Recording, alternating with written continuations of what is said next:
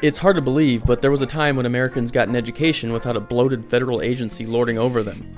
In 1900, the U.S. illiteracy rate was 10.7%. By 1979, it dwindled to a flat 0.6%, all driven by state and local fortitude. 1979 was the year the feds conjured up the Department of Education, a bureaucratic concoction promising equality and accountability with a $14 billion price tag, courtesy of the American taxpayer. Over the decades, the agency swelled like Mr. Stay Puft, spending $268 billion in fiscal year 2024. Despite the cash, young people still seem to struggle. Picture Jermaine, 12 years old, slouching in a Chicago public school classroom. Although the government spends $30,000 annually per student through state, local, and federal funding, he only has about a 12% chance of reading at his grade level. Under the Florida sun, Jennifer, a sophomore in high school, dreams of becoming a marine biologist, hoping to benefit from the federal STEM grants to pay for internships and Gulf dives. Sam, 10, stumbles quietly down an Illinois dirt road. His autism relies on a slice from the multi-billion-dollar federal funding called Individuals with Disabilities Education Act, or IDEA, to cover the costs of his promised one-to-one aid. Sarah, 19, sits in a college dorm room making noodles on a hot plate, banking on Pell Grants and financial aid to see her through.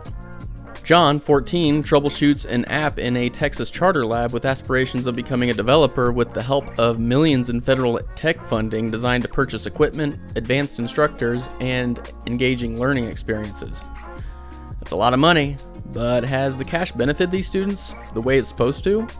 Last week, President Trump signed the executive order to dismantle the Department of Education, but is that the right move? Thanks for stopping by NPC Overrider, where we challenge mainstream source code to develop independent thought, one user story at a time.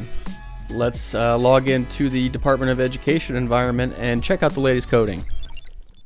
The mainstream argument says that without the Department of Education, American students would suffer. So much for having me. And when it comes to the Department of Education, it's so easy to venture into the weeds and to get lost in those programs and the acronyms. But when you quoted Carrie Rodriguez, she was exactly right. Those programs, those things like Title I, they were set up in order to smooth out the vast disparities that we've long had in this country, that disparities between kids based on race, where they live. And so the Department of Education provides 10% of education funding around the country, primarily to low-income schools and rural schools. And when you think about the real focus of the efforts of the Trump administration to weed out what they would call woke or DEI, this is really it. It's anything that the government does to make the country more equal. That's why they're going straight at these programs. And it's also why public education as an institution is so vulnerable right now. Let's check out the main points. Number 1, equity and access. 2, national standards and coordination. 3, support for higher education. 4, historical successes. And 5, emergency response and funding flexibility. Number 1, equity and access. Not supporting the Department of Education is racist and ableist. The agency oversees the education of kids of all backgrounds. Without federal Title I funding for low-income areas or the IDEA Act, kids like Jermaine and Sam are left in the dust. The billion-dollar funding from Title I flowing to lower-income communities keeps many of these schools open. Point 2, national standards and coordination. The Department of Education collects national data to track trends impacting civil rights, bullying, and overall student progress. This was the original purpose of the Department of Education back in 1867, spun up by President Andrew Johnson. More on that shortly. Number 3, support for higher education. Without the Department of Education, people like Sarah cannot take out federal Pell Grants and financial aid. Dissolving the DOE would mean that only people with money and a high chance of return on investment could go on to college. 4, historical successes. The original DOA closed in 1868 after a year of service due to concerns of government overreach, and the agency was demoted to the Office of Education. But starting in the 1950s, political and social changes required expanded funding. With poverty levels and racial strife rising, it was time to promote the DOE. Since the 1970s, minority enrollment has doubled. Number 5, emergency response. If you thought the pandemic was tough, imagine going through it with less government. In 2020, the Department of Education provided relief with the Coronavirus Aid, Relief, and Economic Security Act, or CARES Act. State and local governments would not have come close to that kind of assistance. The rebuttal argument here is that the Department of Education is a racket. Shut it down. No, I think it's pretty nutty. Ironically, if you look at how Americans have performed in academic tests since the establishment of the Federal Department of Education, it's been downhill. So, why are we spending all this money for worse results?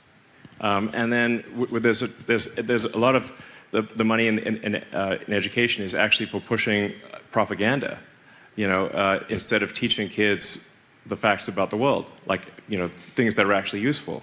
So we definitely need to stop the propaganda, the pushing of the propaganda in schools, and teach kids skills that are actually useful.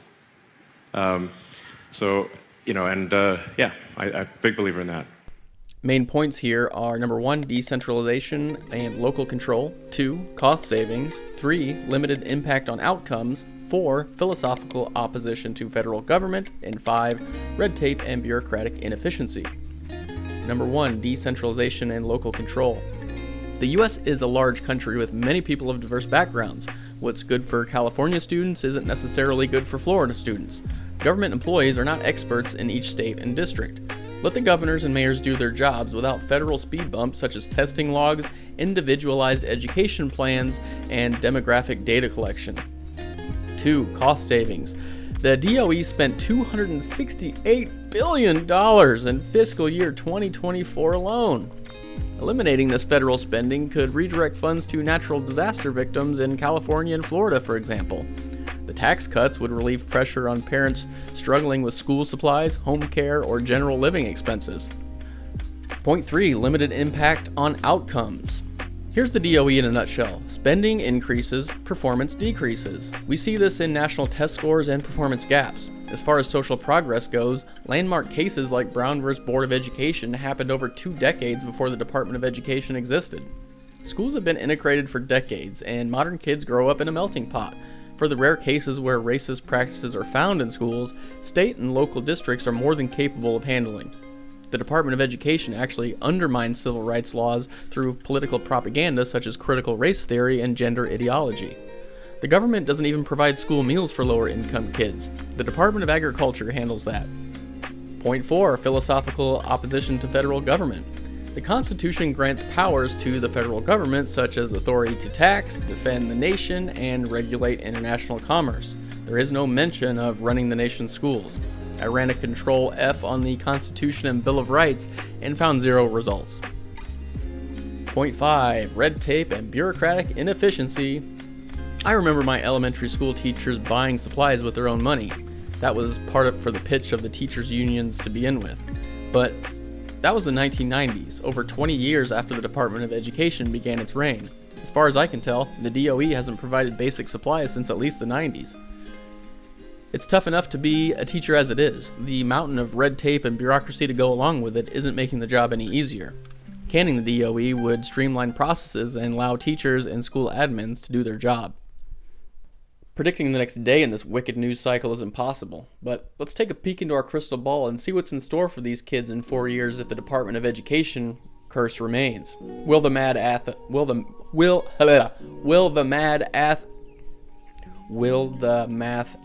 up? There we go. Will the math add up? I don't know, but that's not the point here. Let's take a look at Jermaine in Chicago. He's 17 years old now and he never escaped the hood. Despite all the king's horses, men, and billions of dollars, he never learned to read or write at his grade level. However, he's good at converting ounces to grams, and he's not dead or in prison, so he's doing relatively well. Jennifer is about 22 and drives a forklift at the local fish cannery. Her dreams of being a marine biologist fell by the wayside because of testing logs and endless forms blocked government funding for field trips and advanced curriculum. Sam dropped out of school at 15 and now spends the day staring at a barn owl on the farm. His small school was promised federal funding, but endless bureaucracy and compliance audits got in the way. His required one-to-one aid never stuck around. Sarah, 24, waits tables during the day, and shakes it at the windowless bar on the edge of town to battle her $37,000 student loan debt. Her liberal arts degree hangs on the wall, mocking her when she returns home from work covered in glitter and shame. She did, however, graduate from a hot plate to a proper stove. Which is nice. John is 19 and makes ends meet by welding scrap metal at the local junkyard. Due to confusing bureaucracy, fraudsters took advantage and robbed him of the funds intended to boost the STEM learning he was promised by campaigning politicians. This doesn't sound like the fairy tale future the government guaranteed back when the DOE crawled out of that cauldron back in '79. Although fictional, these stories hit far too close to home for many Americans. Yet the spell continues to possess us as we cast our tax dollars into the potion. Jermaine, Jennifer, Sam, Sarah, and John aren't the exception, they're the rule. Either left behind to fight for scraps or turned into zombies with an insatiable appetite for tips and low wages to feed the principal on their student loans. The DOE might do well to help kids with emergency funds where needed, but even then, vampires wait in the shadows to suck the blood of the American people. Trump wants to hang this witch, and I can't blame him. The DOE's report card proves it does more harm than good. It's time to let the states decide what's best for them and allow quicker and more efficient processes to take over. The future doesn't belong to the warlocks and witches of Washington. It belongs to our kids. Well, that's going to do it for this version of NPC Overrider. I'm your lead engineer, Greg. Thanks so much for stopping by. If you want to help save the NPCs, please set the like button to true and share with a friend who needs to have their source code challenged. If you have an idea for a future release, please open a ticket in the comments section. We'll get back to you ASAP. Also, please consider subscribing. We'd sure love to have you on our development team. But for now, we're going to shut down the office and grab a beer. Thanks again. Have a good one.